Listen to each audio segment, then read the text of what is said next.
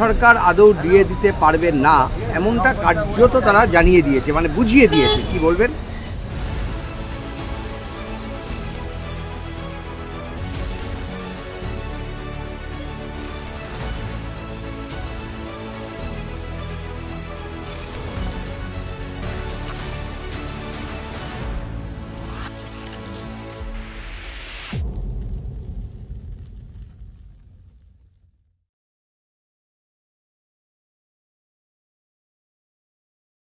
দেখুন, এটা তো সুপ্রিম কোর্টের যে রায়, সেই রায়ের অবমাননা ছাড়া আর কিছু বলতে পারবো না। যদি এই ধরনের কোনো সিদ্ধান্ত রাজ্য সরকার নিয়ে থাকে বা তাদের এই বার্তা পৌঁছে দেওয়া হয়, আমি শুধু এইটুকু বলবো যে রাজ্যের সরকারি কর্মচারীরা যারা দীর্ঘদিন ধরে ডিএ নিয়ে আন্দোলন করেছেন, পে কমিশন নিয়ে কথা বলেছেন, তাদের প্রতি এই রাজ্যের সরকারের বিরূপ মনোভাব আমরা প্রথম দিন থেকে দেখেছি। সরকার যে কর্মচারীদের দ্বারা পরিচালিত হয়, সেই কর্মচারীদেরকেই যারা অস্বীকার করেন, যাদের ন্যায্য দাবি দেওয়াকে অস্বীকার করেন, সেই সরকারের ভবিষ্যৎ, সেই দলের ভবিষ্যৎ নিশ্চিতভাবেই কিছুদিন সময়ের অপেক্ষা মাত্র। 26 পরবর্তীতে নতুন সরকার আসবে এবং স্বাভাবিকভাবেই সেই সরকার রাজ্য সরকারি কর্মচারীদের বন্ধু সরকার হিসাবে প্রতিষ্ঠিত হবে। আর এই সময়কালে ডিএ মামলা নিয়ে যেহেতু এটা সুপ্রিম কোর্টের বিচারাধীন বিষয়, আমরা অবশ্যই এই দিকে লক্ষ্য রাখছি। পরিষদীয় দলের সভাতেও বা পরবর্তীকালে বিরোধী দলনেতা বাদবাকি আমাদের কার্য যেটা থাকবে, কাজ যেটা করব, সেটা নিশ্চিতভাবে তিনি জানেন। আপনারা শোক প্রস্তাব করলেন এবং আমরা দেখলাম যে বাইরে যে দুজন মুর্শিদাবাদে মারা গেছিল, তাদের নাম ছিল না শোক প্রস্তাবে, আপনারা তাদেরকে শোক জ্ঞাপন করলেন। কিন্তু একই সঙ্গে বাংলার একজন জওয়ান, তিনিও কিন্তু পায়েলগাঁওয়ের ঘটনার পর দেশ রক্ষা করতে গিয়ে তিনি মারা গেছেন। কিন্তু সৌভাগ্য বা দুর্ভাগ্য যাই হোক, তিনি মুসলিম। সেই কারণেই কি তার নাম আপনাদের তালিকায় যুক্ত হলো না? প্রথমত ঝন্টু হাদি শেখের প্রতি আমরা আমাদের পরিষদীয় দলের পক্ষ থেকে ইতিমধ্যেই মাননীয় বিরোধী দলনেতা তিনি নিজে এই ব্যাপারে শোক জ্ঞাপন করেছেন, শ্রদ্ধা জ্ঞাপন করেছেন। এবং আজকেও পুরো প্রস্তাবটি যেহেতু আমাদের হাতে ছিল না, আমরা এটা নিশ্চিতভাবে বলছি যে একদিকে যেরকম ধর্মের ভিত্তিতে হরগোবিন্দ দাস এবং চন্দন দাসের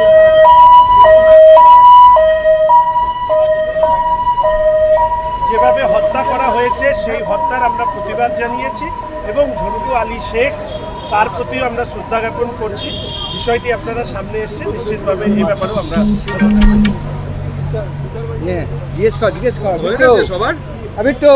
সব হয়ে গেছে।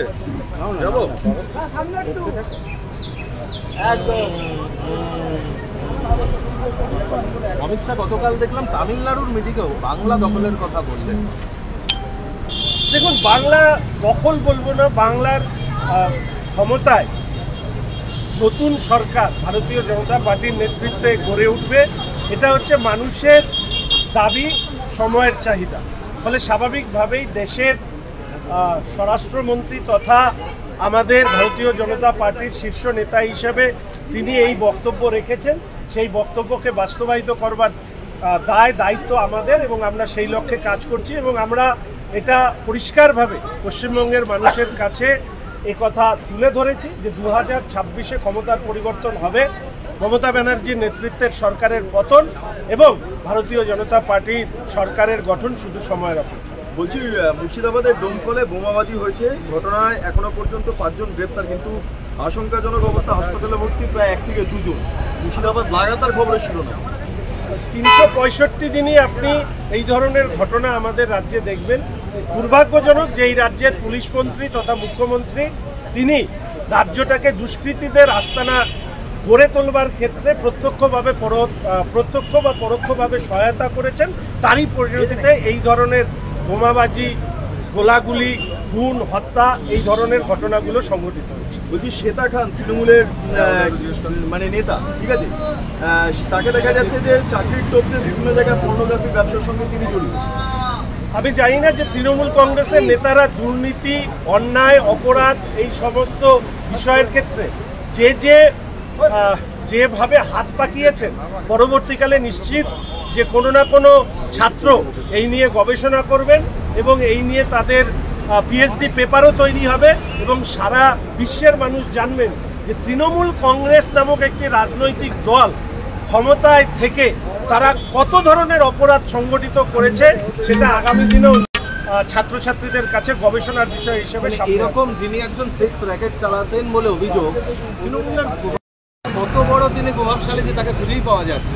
রুচির প্রশ্নে তারা এক, ফলে এদের সাথে যোগাযোগ না রাখাটাই অস্বাভাবিক। ফলে যেহেতু সমরুচি সম্পন্ন, সেহেতু এই ধরনের যোগাযোগ সংগঠিত হয়েছে বলেই আমার মনে হয়। পুরো বিষয়টির উপরে প্রশাসন, পুলিশ কী ব্যবস্থা নিচ্ছে আমরা সেদিকেও লক্ষ্য রাখছি। প্রয়োজনে নিশ্চিতভাবে এই নিয়ে যেটা করণীয় সেটা পরিষদীয় দলের পক্ষ থেকে করা। উত্তর 24 পরগনার অশোকনগরে বিজেপির দুই গোষ্ঠীর মধ্যে ব্যাপক মারপিট, একজনের মাথা ফেটেছে, হাসপাতালে ভর্তি এবং এখনো পর্যন্ত অশোকনগর থানায় দুই পক্ষই দায়ের করেছে। দুজনেই বিজেপি, হাতে পতাকা নিয়ে তারা মারপিট করেছে। বিষয়টি সাংগঠনিক স্তরে আলোচনা করে সাংগঠনিকভাবেই এর উত্তর দেওয়া। অনুব্রত মণ্ডল বহাল তবিয়তে রয়েছেন এবং এই অবস্থায় কি শুভেন্দুবাবু যাচ্ছেন এবং নারী সম্মান যাত্রা তিনি আজ থেকে শুরু করলেন বিভিন্ন জায়গায়। অনুব্রতর এই অবস্থাটা, অনুব্রতবাবুর এই অবস্থানটা একটা জিনিসই প্রমাণ করে, রাজ্যের বড় পুলিশদের কর্তারা যে পোশাক পরেন সেই পোশাকটা আসলে পোশাক নয়, সেটা একটা মুখোশ মাত্র। ফলে অনুব্রতবাবু আসলে রাজ্য পুলিশের পোশাক খুলে দিয়েছেন, সেটা রাজ্যের পুলিশই প্রমাণ করে দিয়েছেন, কারণ রাজ্যের পুলিশ মন্ত্রী তথা মুখ্যমন্ত্রীর হাত ওনার মাথায় আছে। ফলে রাজ্য পুলিশের পোশাক থাকলো কি থাকলো না, অনুব্রতবাবুদের রাজমুকুট যাতে তার মাথায় থাকে তা নিশ্চিত করেছেন রাজ্যের পুলিশ মন্ত্রী তথা মুখ্যমন্ত্রী। নারী সম্মান যাত্রায় কি আপনারা অংশগ্রহণ করবেন? মানে শুভেন্দুবাবু আলাদা করছেন, আপনারাও কি পৃথকভাবে নারী সম্মান যাত্রা করবেন বিভিন্ন জায়গায় বা নিজের বিধানসভা ক্ষেত্রে? পরিষদীয় দলের বৈঠকে নিশ্চিতভাবে আমাদের সম্মানীয় বিরোধী দলনেতা শুভেন্দুদা তিনি এই ব্যাপারে যা নির্দেশ দেবেন সেইভাবেই হবে। তবে একটি কথা বলে রাখি যে ইতিমধ্যেই ভারতীয় জনতা পার্টি সাংগঠনিকভাবে বিভিন্ন থানায় অবস্থান বিক্ষোভ, অনুব্রত গ্রেপ্তারের দাবি ইতিমধ্যেই তুলেছে। ফলে এটা একটা লাগাতার প্রক্রিয়ার মধ্যে দিয়ে যাচ্ছে এবং নারীর সম্মান যে এই রাজ্যে একজন নারী মুখ্যমন্ত্রী হওয়া সত্ত্বেও ভুলণ্ঠিত হয়েছে, সেটা অনুব্রতর ঘটনার মধ্যে দিয়ে আরও বড় করে স্পষ্ট হয়েছে। বলছি, আজকে গ্রুপ সি গ্রুপ ডির মামলা শুনানি ছিল, সেখানে বিকাশ ভট্টাচার্য থেকে শুরু করে আইনজীবীরা এই দাবি করেছেন যে এই যে টাকা দেওয়া হচ্ছে আলাদাভাবে রাজ্য সরকার ঘোষণা করেছে, সেটা বেআইনি, কারণ সুপ্রিম কোর্টের এরকম কোনো নির্দেশ নেই। অমৃতা সিংহার বেঞ্চ আপাতত এই টাকা দেওয়া বন্ধ রাখার নির্দেশ দিয়েছে। আমরা বিচারাধীন মামলা নির্দেশের দিকে লক্ষ্য রাখছি এবং বেশ কিছু প্রশ্ন উঠেছে, সেই প্রশ্নের উত্তর দেওয়ার দায় এবং দায়িত্ব হচ্ছে রাজ্যের সরকারের, যে কোন পদ্ধতিতে কোন নীতি মেনে এই টাকা দেওয়া হচ্ছে। যাদের চাকরি থেকে বহিষ্কৃত হয়েছেন বা চাকরিচ্যুত হয়েছেন তাদের পাশাপাশি যারা এই বহিষ্কৃত বা চাকরিচ্যুতদের কারণে নিজেদের মেধা থাকা সত্ত্বেও চাকরি পাননি, তারাও এই ধরনের বিষয়গুলো তুলে ধরেছেন। ফলে বিচারাধীন বিষয়, আমরা প্রত্যেকটি বিষয়ের উপরে লক্ষ্য রাখছি। আরেকটা হচ্ছে উত্তর কলকাতার প্রাক্তন তৃণমূল কংগ্রেসের বিধায়ক সঞ্জয় বক্সি, তার ব্যাপারে একজন অভিযোগ করেছেন যে সঞ্জয় বক্সি তিনি বাড়ি বানাচ্ছিলেন, সেই সময় সঞ্জয় বক্সি এসে 30,000 টাকা তার কাছে চায়, যে টাকা না দিলে সে বাড়ির কনস্ট্রাকশন করতে পারবে। দেখুন, তৃণমূলের নেতারা টাকা চাইবেন না অথচ তৃণমূল দল করবেন, এটা হতে পারে না। এটা একটা সোনার পাথর বাটির মতন গল্প। ফলে তৃণমূলের প্রাক্তন বিধায়ক, কাউন্সিলর ইত্যাদি তাদের যে সম্পত্তি বৃদ্ধি হয়েছে, তারা কি পথ দিয়ে সম্পত্তি বৃদ্ধি করেছেন সাধারণ মানুষ না বলতে পারলেও তৃণমূলের মধ্যে থাকা মানুষজনও কিন্তু এই বিষয়ে এখন মুখ খুলতে শুরু করেছে। এগুলো হচ্ছে সরকার যাবার একটা লক্ষণ মাত্র। শুধু এইটুকু বলবো যে এক ধরনের রাজনৈতিক নেতা শাসক দলের, তারা যেভাবে সাধারণ মানুষকে শোষণ করে উৎপীড়ন করে কোটি কোটি টাকার সম্পত্তি বানিয়েছেন, 2026 সালে সেই মানুষদের হিসেব বুঝে নেওয়ার জন্য রাজ্যের জনগণ একদিকে যেরকম প্রস্তুত হচ্ছে, নতুন সরকার তৈরি হওয়ার পরে এই দুর্নীতিগ্রস্ত মানুষকে এক্সটর্শন করে যারা টাকা তুলেছে তাদের বিরুদ্ধেও আইনানুগ ব্যবস্থা নতুন সরকার অবশ্যই নেবে। মায়েরা শাখা পলা সিঁদুরকে বিসর্জন 500 বা 1000 টাকার কাছে করবেন না। গতকাল সন্দেশখালীর সভা থেকে বিরোধী দলনেতা বলেছেন। তৃণমূল কংগ্রেসের বক্তব্য যে এই ধরনের মন্তব্য আদতে সমাজের মধ্যে বিভাজন সৃষ্টি করার চেষ্টা করা হচ্ছে। দেখুন, রাজ্যের সরকার একটা হিন্দু বিরোধী সরকার, ফলে হিন্দু মনোভাব, সেই মনোভাবকে ছোট করা আমরা এর আগে রাজ্যের বিভিন্ন মন্ত্রীদের দ্বারা দেখেছি। ফলে পরিপ্রেক্ষিতকে সামনে রেখেই আজকের দিনে দাঁড়িয়ে যখন হরগোবিন্দ দাস, চন্দন দাসের হত্যার আমরা প্রতিবাদ জানাচ্ছি, শোক জ্ঞাপন করছি, সেই সময় দাঁড়িয়ে মনোভাবটি পশ্চিমবঙ্গের মানুষের, সেই মনোভাবটি আমাদের বিরোধী দলনেতা মাননীয় শ্রী শুভেন্দু অধিকারী মহাশয় তুলে ধরেছেন। ফলে গাত্রদাহ হওয়ার যাদের, তাদেরই গাত্রদাহ হচ্ছে তৃণমূল কংগ্রেস। কাকদ্বীপে দেখা গেল যে বাংলাদেশের ছাত্র আন্দোলনের নেতা তিনি এখানের ভোটার, আবার অভিযোগটাও করছেন তৃণমূল কংগ্রেসের এক পঞ্চায়েত সদস্য। মাসুল পর্ব, নিজেরাই নিজেদের মধ্যে লড়ে মরবে, তার শুরুটা বিভিন্ন জায়গায় ফুটে উঠেছে। শুধু এইটুকু বলবো যে কোন রাজ্যে আমরা বসবাস করি, যে রাজ্যের সরকার অনুপ্রবেশকারীদের ভোটার বানানো, দলের সমর্থক বানানো, দলের কর্মী বানানো, এই সব কাজ লাগাতারভাবে করে গিয়েছে, এই বিষয়টিকে নিয়েও ভারতীয় জনতা পার্টি নিশ্চিতভাবে সার্টিফিকেট এবং সেখানে যে অভিযোগ সামনে আসছে তাহলে চুক্তিভিত্তিক কর্মীকে 2-3 হাজার টাকা করে দিলেই এই বার্থ সার্টিফিকেট পাওয়া যাচ্ছে, একটা পঞ্চায়েতে 3.5।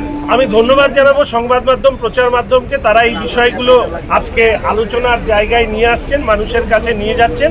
কিন্তু এটাই বাস্তব, মালবাজার থেকে Gosaba birth certificate, death certificate থেকে শুরু করে বিভিন্ন ধরনের সার্টিফিকেট তৃণমূল কংগ্রেসের জনপ্রতিনিধিদের সহায়তা নিয়ে এই র্যাকেট চলেছে, এবং সেই র্যাকেটের মধ্যে দিয়েই বিভিন্নভাবে এই অনুপ্রবেশকারীদের ভোটার তৈরি করে তাদের দিয়ে ক্ষমতা দখল করা, এই কাজটা কিন্তু এই চক্রের মধ্যে দিয়ে চলে। ফলে গোসাবায় যে ঘটনা ঘটেছে, মালবাজারে যে ঘটনা ঘটেছে, এটা শুধু একটা জিনিসই প্রমাণ করে, এই রাজ্যে রোহিঙ্গা অনুপ্রবেশকারীদের সহায়ক এই সরকার নিজেদেরকে ক্ষমতায় রাখতে সমস্ত ধরনের দুর্নীতির মধ্যে নিজেদেরকে যুক্ত করেছে, তাদের জনপ্রতিনিধিরা এর থেকে অর্থ উপার্জন করে। প্রধানমন্ত্রী আলিপুরদুয়ার প্যারেড গ্রাউন্ডে সভা করে গিয়েছিলেন, তার জেরে আলিপুরদুয়ারের প্যারেড গ্রাউন্ডে সবুজ নষ্ট হয়েছে। এই অভিযোগে আলিপুরদুয়ারের বিধায়ক সুমন কাঞ্জিলাল তিনি গ্রিন ট্রাইব্যুনালে যাচ্ছেন। প্রথমে তো আমি বলে রাখি, আলিপুরদুয়ারের স্থানীয় নেতৃত্ব, সাংসদ, বিধায়করা তারা ইতিমধ্যে বিষয়টির দৃষ্টি আকর্ষণ করেছে, এবং এই ব্যাপারে যত দ্রুত সম্ভব বিষয়টির সমাধান হবে বলে অন্তত আমরা আশা রাখি।